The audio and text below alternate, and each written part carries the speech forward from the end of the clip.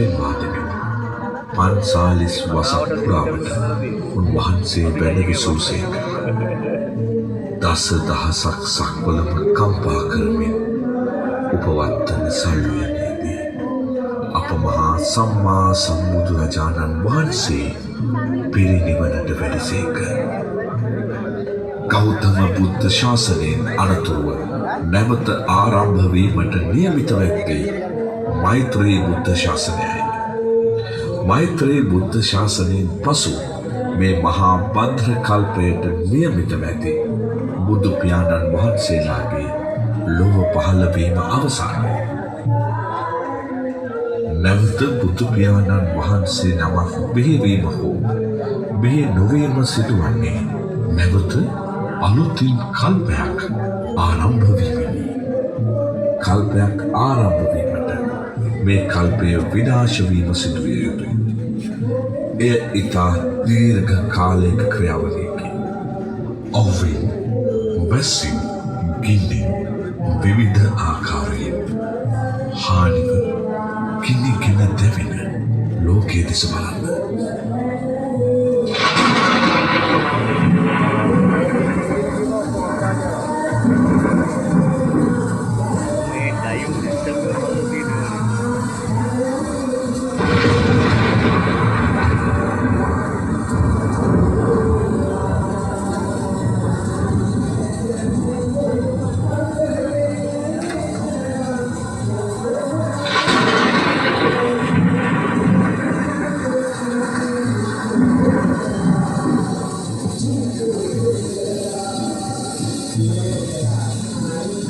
ඔබට මේ මොහොතේ පෙනෙන්නේ මේ මහා භද්‍ර කල්පයේ විනාශ වීමයි.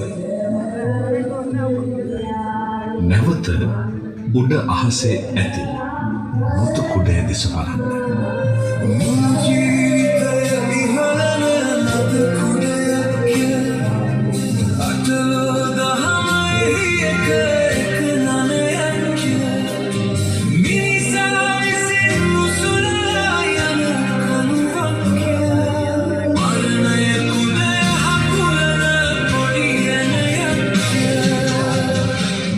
සියලු බුදුවරුන්ගේ දේශනාව වන්නේ උතුම් වූ නිර්වාණ ගාමිනී චතුරාර්ය සත්‍යයි.